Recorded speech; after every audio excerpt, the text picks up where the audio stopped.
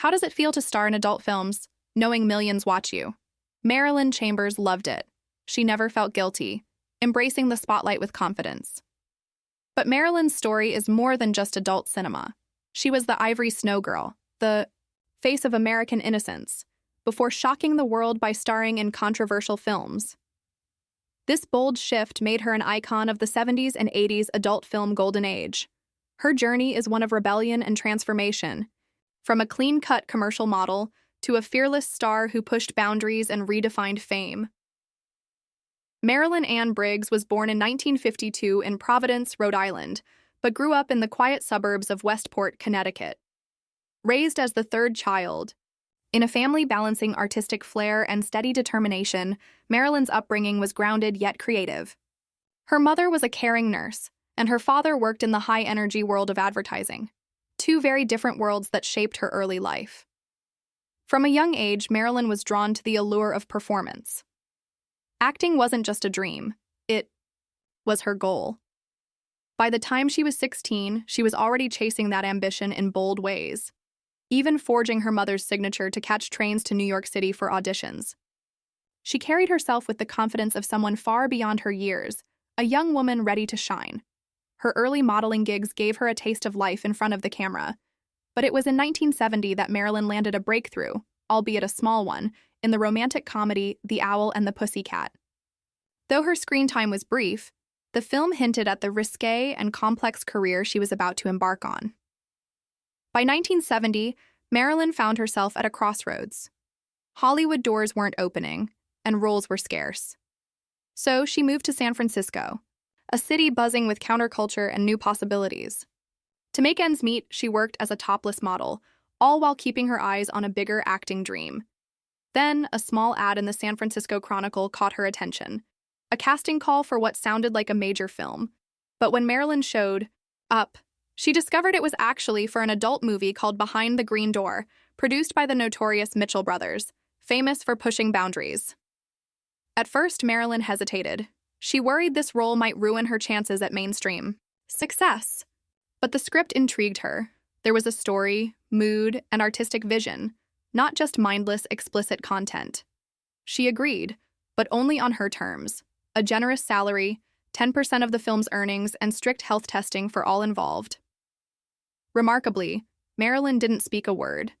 She conveyed everything through expression and movement, a bold acting choice that showcased her raw talent.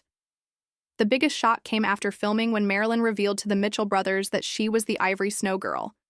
The brothers saw a marketing goldmine and rebranded her as the 99 and 44 100% impure girl, a provocative twist on the famous soap slogan.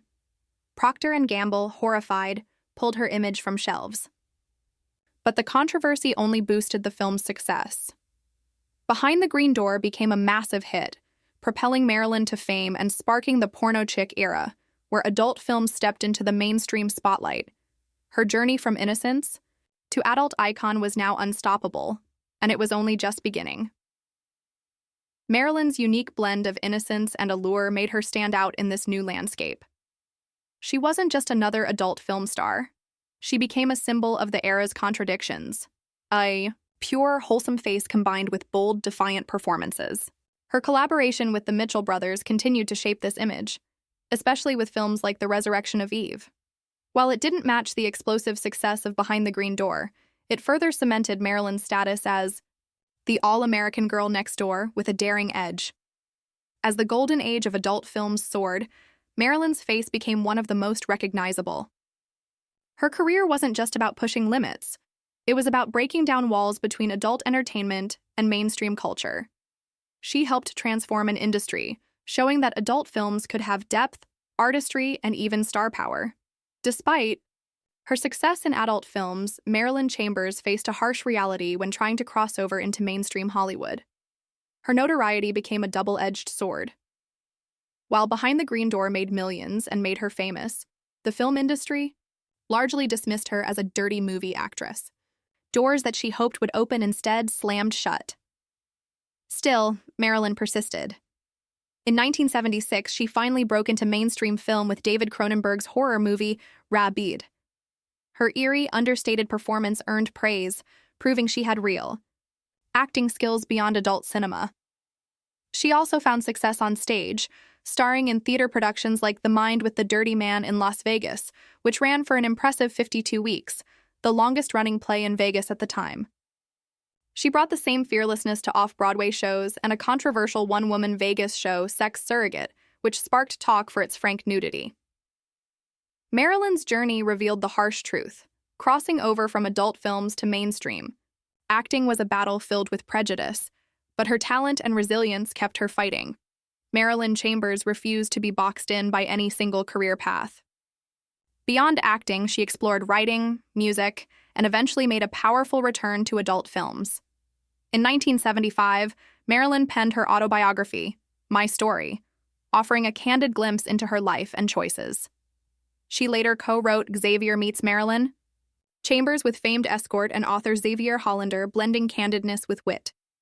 She also wrote playful, informative sex columns that helped normalize conversations about sexuality, championing openness at a time when such topics were still taboo. Taking creative control, she launched Marilyn Chambers' Private Fantasies, AI, direct-to-video series she wrote and produced. This was rare for female performers then. Marilyn shaped the narrative, stepping into a creative power role in a male-dominated industry. However, the golden age of adult films was fading. The emergence of AIDS in the mid-'80s cast a shadow over the industry. Concerned for her health and seeking new forms of expression, Marilyn stepped back once again, ready to explore fresh chapters beyond adult cinema. She faced further legal trouble. When arrested at a Cleveland strip club for alleged public nudity and sexual contact with a patron, adding to the challenges she endured outside the spotlight. In a surprising twist, Marilyn entered politics, running for vice president in 2004 on the Personal Choice Party ticket, a libertarian-leaning party promoting personal freedom. She ran, again in 2008, as a write-in candidate, showing her commitment to advocacy beyond entertainment. Over time, Marilyn's public outlook softened.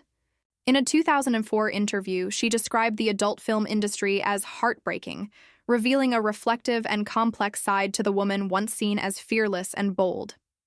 On April 12, 2009, Marilyn Chambers was found dead in her home near Santa Clarita, California. The cause was a cerebral hemorrhage linked to heart disease. She was 56. Marilyn left behind a legacy of rebellion, fame, and contradiction. A woman who defied expectations, challenged norms, and redefined what it meant to be a star. Her story is not just about scandal, but courage and transformation, forever etched in the history of adult cinema and beyond.